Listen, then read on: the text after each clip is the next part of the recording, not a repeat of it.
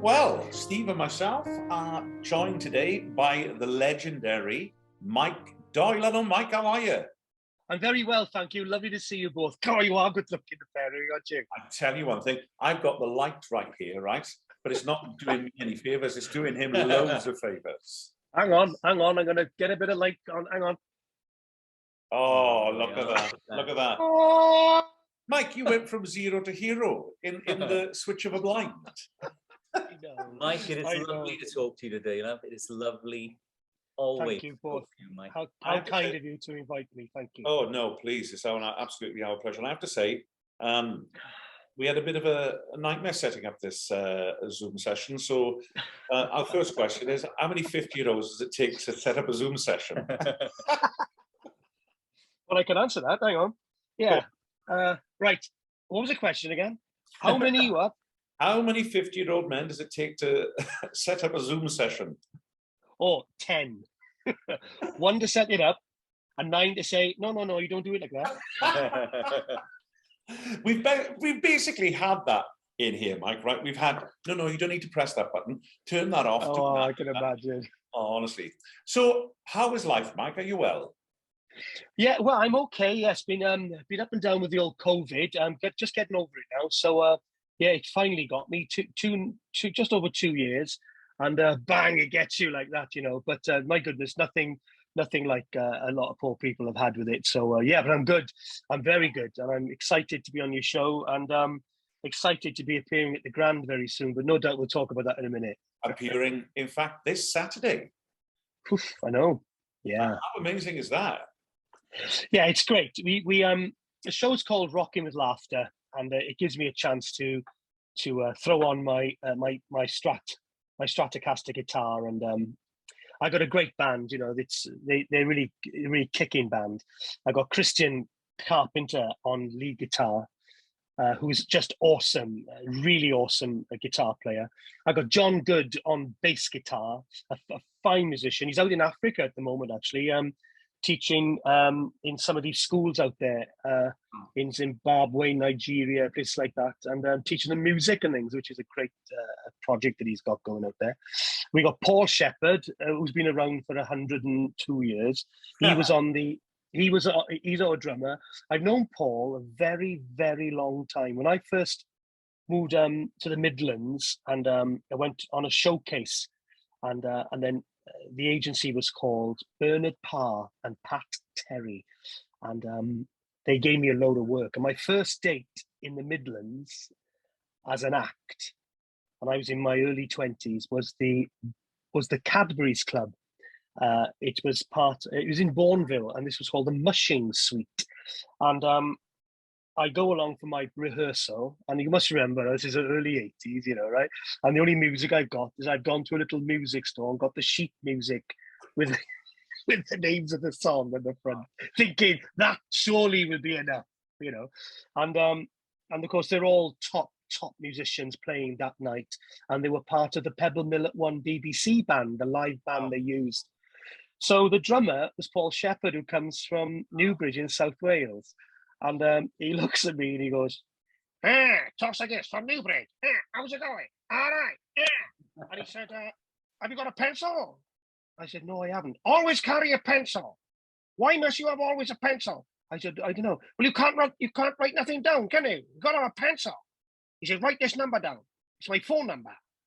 I live in Longbridge, outside Bourneville, Birmingham. Come round my house. I'll write your dots out. So I went round his house, and in true to his word, he took care of my arrangements. And then he was playing for Vince Hill at the time as well, if you remember, dear old Vince Hill. Yeah, of course, yeah. The wonderful artist. Did he charge you for the dots, Mike? That's what I want to know. No, he didn't, you know. He actually didn't. And we're friends to this day. And that's good. I've known Paul now, goodness me, 40 odd years, you know. And he loves it because he loves to tell everybody. He was on the record of "Is This the Way to Amarillo?" So, and he goes, "I was on a record." So yeah, so he's a great guy. And my musical director is Nigel Hart, who you might know. And fantastic. Yeah, he's great because he's got all the toys. He's got all the toys as well. You know, he's got all that expensive sounding stuff. So it's a shame. I mean, it's beautifully titled, your show, right? Because having seen you perform a few times myself, and you come out, it's Mike, the voice Doyle, really, you know. Yeah. But on top of that, then, the sort of entertainer you are, the sort of comic you are. And I was down, I don't know if you remember this, Mike, I was down in the Torch Theatre many years ago, and you were talking to this woman in the front row. I think her name was Margaret. And then somebody said, you said, hold on a minute, what's your name? And her name was Margaret. And there was another Margaret. And I just remember, literally, there was about 4, he picked on 4 random people, and they were all called Margaret or Barbara, something like that. Brilliant. And he turned it into a half-an-hour routine. Amazing. You were magic, Mike. I mean, you know, that's what they should call you, Magic Mike. Magic Mike. But keep your kit on if you want, Mike. It's up to you. Well, yes, indeed. I used to know a Magic Mikey, actually. He was a children's entertainer on the cruise ships, Magic Mikey. And he's got to be the funniest man I've ever met in my life. And he used to have, before he'd speak, he'd always go, well, he'd go like that. And I say to him, what did you do before you were a children's entertainer, Magic Mikey? Well, I was an undertaker. Wow. I can imagine him going over and going, well, he's dead. I was an undertaker. I said, my goodness me, well, that must have been an interesting job. He said, well, on my very first attempt at it, he said, I was the trainee. And we went to this house and everyone's crying. And we've got a script, you see. So we're all going, yes. It's so sad. It's so sad. We're so sorry. So they got everybody into the kitchen, and there was a poor chap slumped in a chair. And they thought, right, we've got to move, which is now the deceased, the poor man, the body, and put him into a respectable, whatever they do, right? So they put everybody in the kitchen. They go to move the body. The body goes, what? It's not me, you stupid so-and-so. He's upstairs, man. He's upstairs. He was asleep in the chair. Oh, my God, that's brilliant. Thank God they didn't nail it down. Hey, Magic Mikey story, that is. Oh, bless him. So there we are. Years later, Mike, too many stories. In the down at the Torch, I saw you in John Godber's Bouncers, and you played Lucky Eric. Yeah. Now, if there's a role that I think is a really difficult role in a John Godber play, it's a fantastic play, Bouncers. It's brilliant. Yes. But the difficult role in it, because everyone gets their story, but Lucky Eric is the person that steps forward, and he's got some heavy stuff. And I remember thinking, I'd seen you in Panto at that point, over in Money, over in Talbot, and I'd seen you do the Torch, and then I saw you do Lucky Eric. And seriously, Mike, I thought to myself, is there nothing this man can't do? Oh, come on. No, I'll add to that as well. I love you as a singer, Mike. You're one of the best, seriously, one of the best voices. I've got to agree. In my very humble opinion, that's come out of Wales. But you can do it all. So listen, it's very uncomfortable when Steve Balsamo tells you that. So if you don't mind, nothing to me. Nothing to me. Edit that out. And it's very difficult when one of the finest comedy dames in the country is gushing over me. There we are. Yeah. Oh, no, you meant you, didn't you? Yeah. But brilliant, Mike. Though, you know, I genuinely think you are one of our most all-round entertainers. You absolutely. So what are you going to ask, Steve? I was going to say, when you started, what did you start singing? Did you start impersonating? Did you start comedy? What was the? How did you start, Mike? Take us back.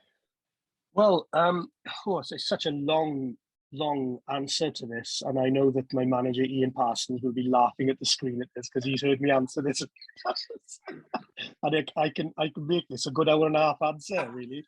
But in bullet points, excuse me, in bullet points, you know, I come from a market town, Carmarthen in West Wales. I don't come from a showbiz family. It's only my brother Philip and I that are in the business.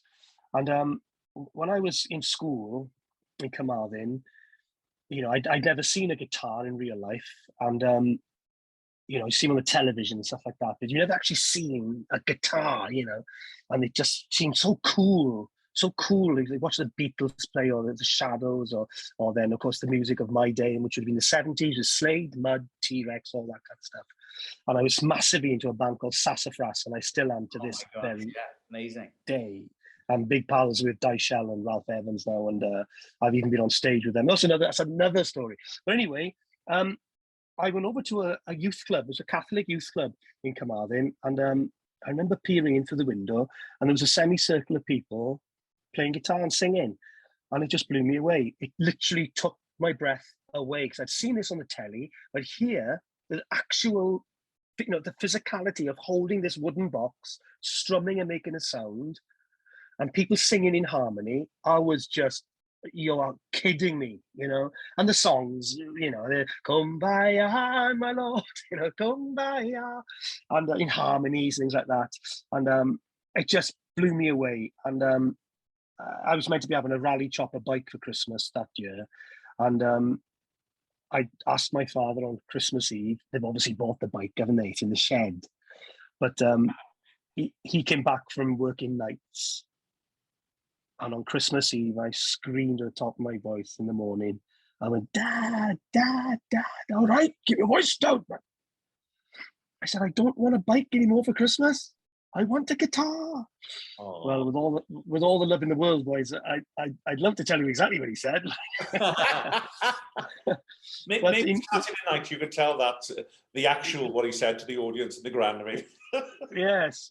Well, in all fairness to my dad, and I still have my parents, I'm very, very lucky, blessed to have them. And my father went down the town, bumped in to the manager of Picton Music in Carmarthen. Well, they didn't have alarms in those days, did they? So he went in with a key. He said, right, which one do you want? And my father, with the money he had left in his pocket, he bought me my first guitar.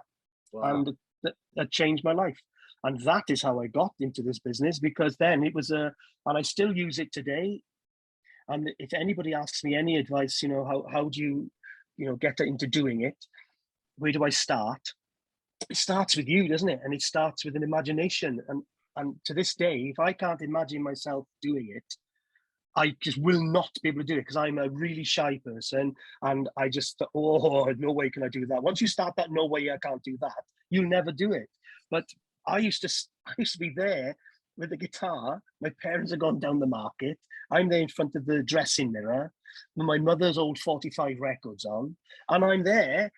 I gave a letter to the postman, he put it in his sack. And I'd imagine I'm playing to an audience. So when it came to playing to an audience, I didn't realize back then, you trick your brain thinks, oh, you've done this before. You've done this before.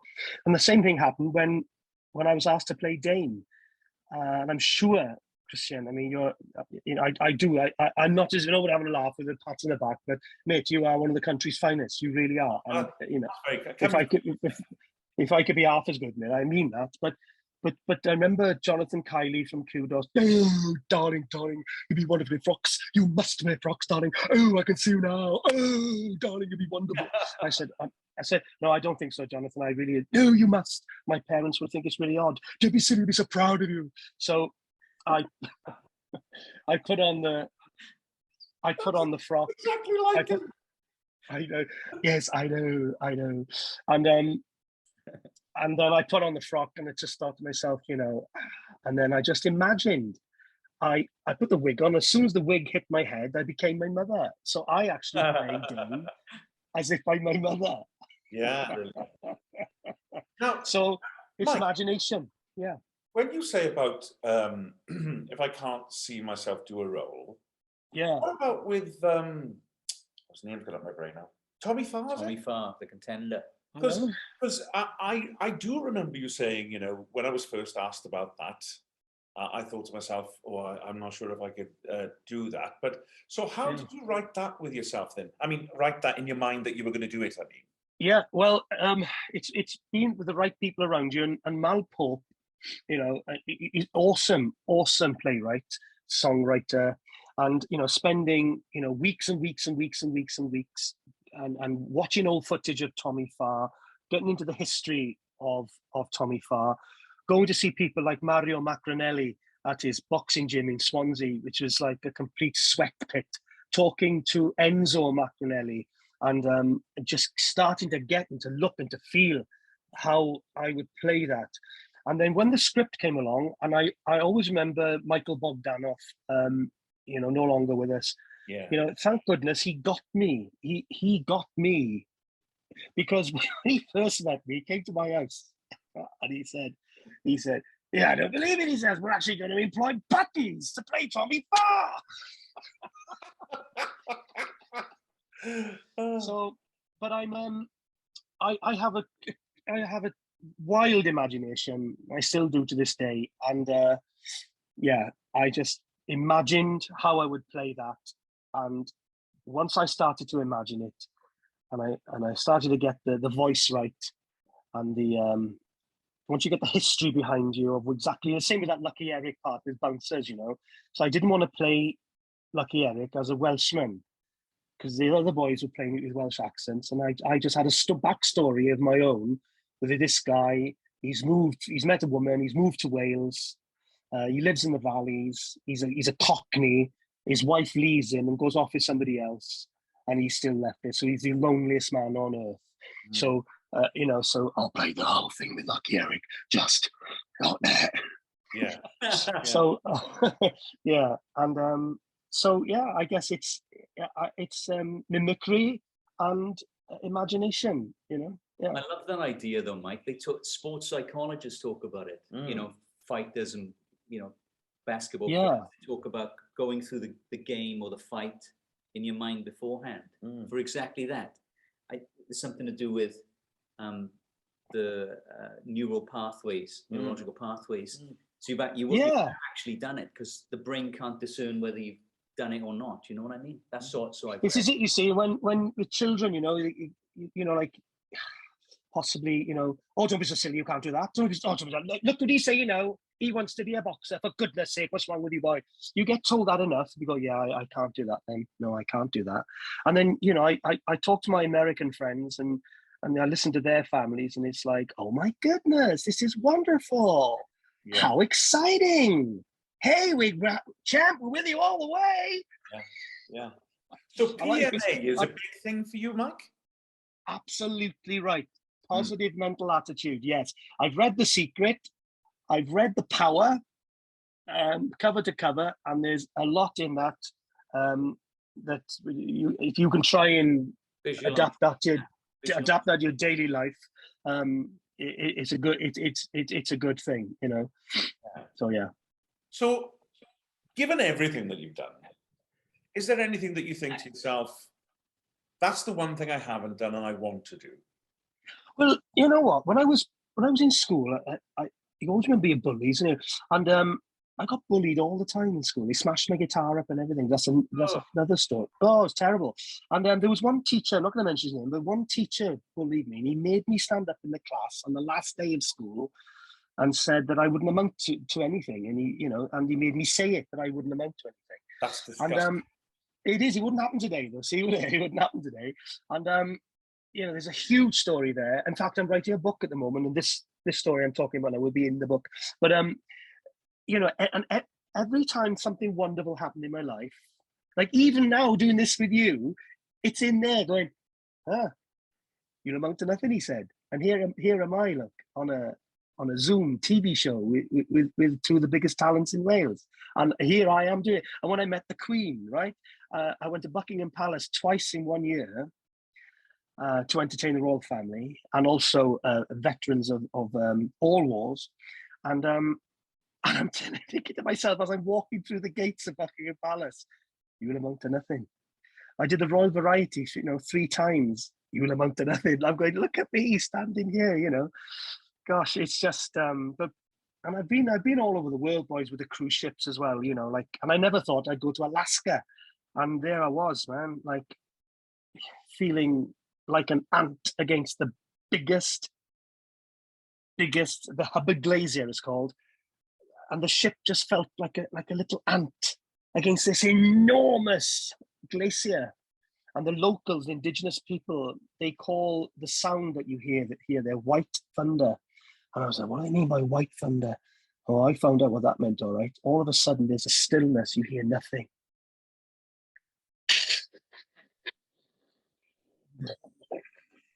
It's the glacier falling apart in front of your eyes. Global warming for you. So yeah, so do you know what? I'm very grateful for everything that I've done and everything that comes my way. I've never been a jealous person. You know, some say I should have got further than I have. I answer that with, I ain't finished yet. Yeah, exactly.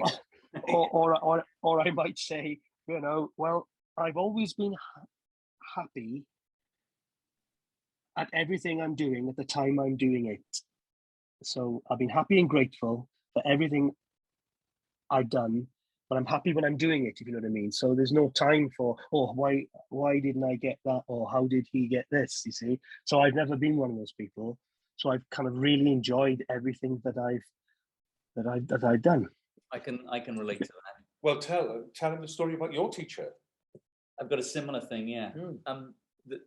With the band that we were in the story, so I knew you liked as well, Mike. Massive fan. We always used to, whatever happened, whether it was the smallest little success, we always used to have a beer and go, yeah, here we are. So we never thought, God, what would happen if we did this or we did that? Every single step along the way, we went, let's have a beer. So when we look back, the band never made it. We kind of eventually broke up and stuff, as lots of bands do. But we look back with great fondness and went, oh, we enjoyed every single moment of that. It was just such great fun. Yeah. But I was told in school that I couldn't join the choir. And I won't name the teacher now, although she's a lovely woman. But when I was signed to Sony Records, I was, the guy from the PR department came in and said, oh, tell me some interesting stuff about your life. And I said, oh, I don't know. Well, I wasn't allowed to join the choir. He said, oh, what was the name? And I told the name. Well, that story ended up going, I remember going on Steve Right in the Afternoon, Good Morning, you know, the Good Morning shows. And to the point where this teacher rang my mum and said to my mum, who was gone 20 years ago yesterday, she went, love her, my mum, but she called my mum and said, Elaine, could you tell Steve to stop mentioning my name? So my mum rang me and said, can you stop mentioning this teacher's name? And I said, the genie's out of the bottle, ma'am. It's gone. Now it's gone. We ended up on a TV show with Davina McCall, which was called something like The Forgiveness Show. Yeah. But like yourself, you see, I had a tape playing that became like a, shove it, I'm going to do this. So it worked in a positive way for me. For some people, it would have been kind of a negative thing of, I couldn't do this, but I was like, no, I'm going to do that. And that tape of shove it, I'm going to do it anyway. And perpetuated me along.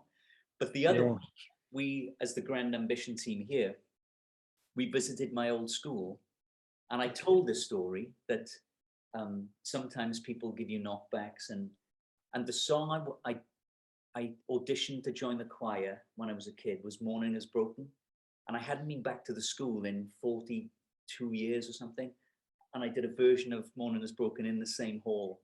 And it kind of closed the circle and kind of finished that, put that to bed. So it was beautiful. Kind of moment. That's a great story. That's a great story, Steve. You just drew a line there, man. That's fantastic. Drew a line under it and thought, look, but also we were all able to kind of say to the children, the students, that some, you know, especially if you go into this game, there are so many hurdles, and you've got to have thick skin, and you've got to be able to roll with the punches and so on, all the way through. Absolutely. Now, there's that's a great story. Share in common for me, and that is the Dominion Theatre. Many years ago, I was on Win, Lose or Draw with Shane Ritchie. Yes. And as it was Grease Week, and Debbie Gibson was on, and Sally Ann Triplett, and all those sorts of things. Yeah, Sally Ann Triplett. Good gosh, yeah. Well, I got given 2 free tickets to go and see Grease, as it was Grease Week, and they had a cash change, and this is God's honest truth, this, Mike. You know, obviously they were all playing big parts and other stuff, but the person that I was thinking, oh my God, I can't believe I'm going to see, was you. Yeah. as Vince Fontaine. Yeah.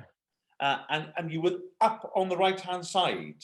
Yeah. And Halfway up the cross. Yeah. and I'll never forget it. I remember thinking, oh my God, he's from Wales. And that for me was kind of like, I know I can do this because he's from Wales.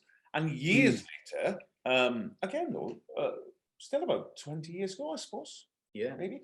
I saw, is it 20? It can't be 20 years ago. I saw Steve in Notre Dame de Paris in that theatre. And it took me back. It took me back to seeing you at the Dominion. Yeah. So Mike, talking about the ground then, you're here in this magnificent building this coming Saturday. And yes, the 28th. Yeah.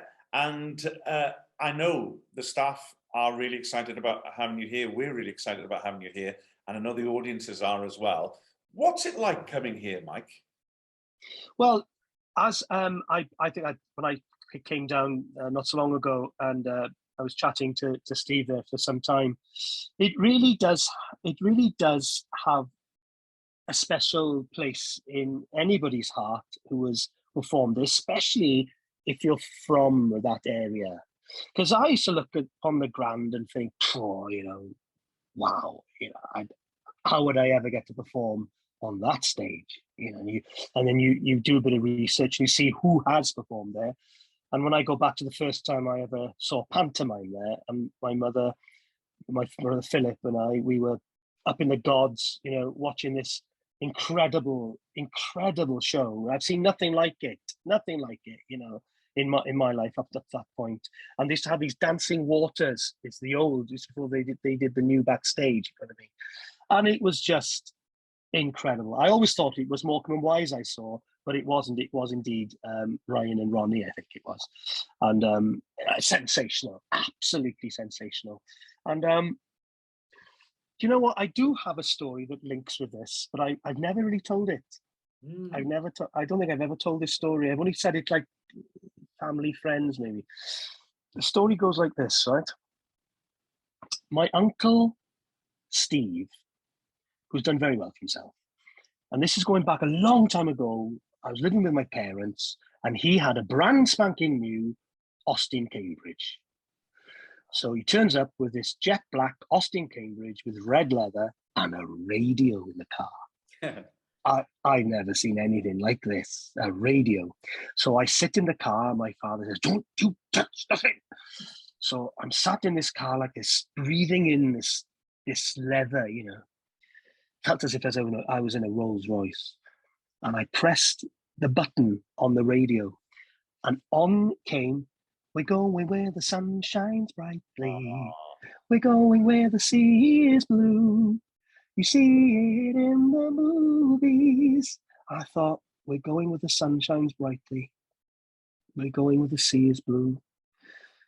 And here goes, guys. That's a bit deep now, right? Yeah, go on. I went, dear God, if I ask anything, can I please go where the sea is blue and the sun shines brightly, and all the lyrics of that song? I'd love to see that. I'd love that in my life. And I was only a kid. I'm telling you, how old was I? I must have been about 13, something like that, And anyway, years and years go by, don't they? And I was in Barbados in this place called the Boatyard, the infamous Boatyard. And I get there, and I just sat there with my beer, looking at the sea, and I went, I forgot to say thank you. And as I said that, and this is up to you, as I said that, because they've got like a band playing, on the beach. They always do at the Boatyard. It's all Bob Marley and stuff like that.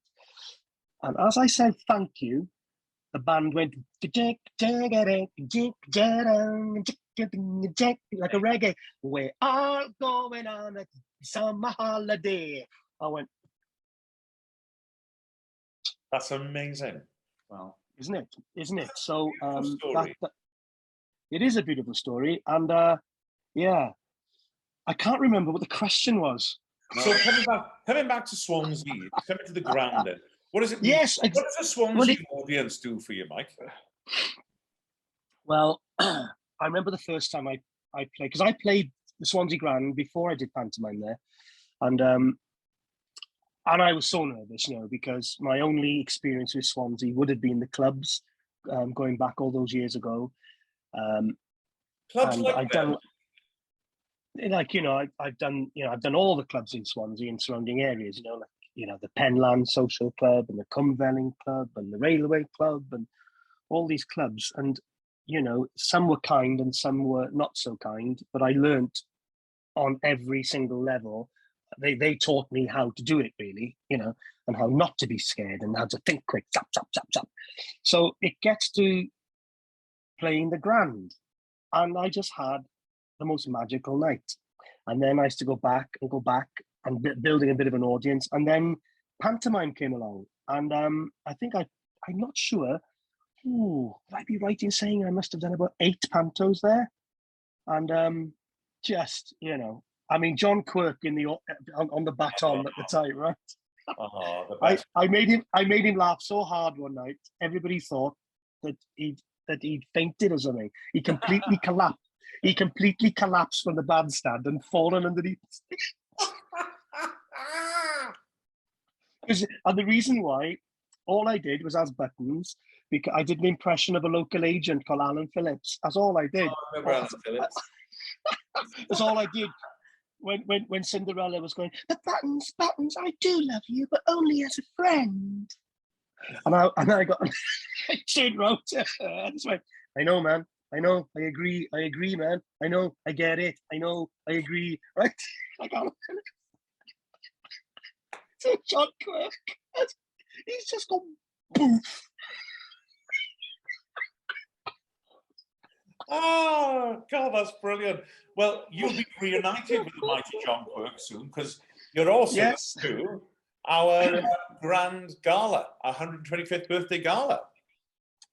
Well, do you know what? I'll be with John before then. Oh, yeah. And I'm doing the Queen's Jubilee at the Cardiff Castle, and he is the musical director with a 35-piece orchestra. Wow. And so we're going to launch and premiere. Lloyd Davis and I have got a song called Forever with Wales, and that's the night, that's the day we've chosen to sing that with a 35-piece orchestra. And John Quirk has already done the arrangement, and he's told me it's going to be stunning. And then after we've done that, I'll be coming to you at the Swansea Grand for a very, very, very special gala night, and I'm very excited about that. And thank you very much for inviting me. The Grand has been very, very, very good to me, and over the years, and it always feels like family, always feels like coming home, and I've got nothing but great memories of the Grand, backstage and front of house, and the bar. Honestly, this has been an absolute pleasure. Yeah, thank you, Mike. This for us is a real labour of love. And when we get to meet people like yourself, I mean, we both know you obviously, but when we get to meet people like yourself, it's a real joy. And also just to hear you, Mike, talk about positivity and the role that positivity plays in your life. I hope there's people out there that are watching this who may feel down and think, maybe if I can just find a little bit of a positive spin on things, or maybe people who are starting out in their careers are listening to you, that what you're saying is the way to go. And we can't wait to welcome you back to Swansea with open arms here on Saturday. And thank you so much for joining us. Cheers, Mike. Absolute pleasure. Thank you both from the bottom of my heart. I can't wait to park that car up and pop through the stage door, see Tina. Yay! Yes. Get the kettle on. Yes, Tina will get the kettle on. I'll let her know now. Yeah. Hey, lots of love to you. Thanks, Mike. Take care, lovely man. Bye-bye. Take care. Bye-bye.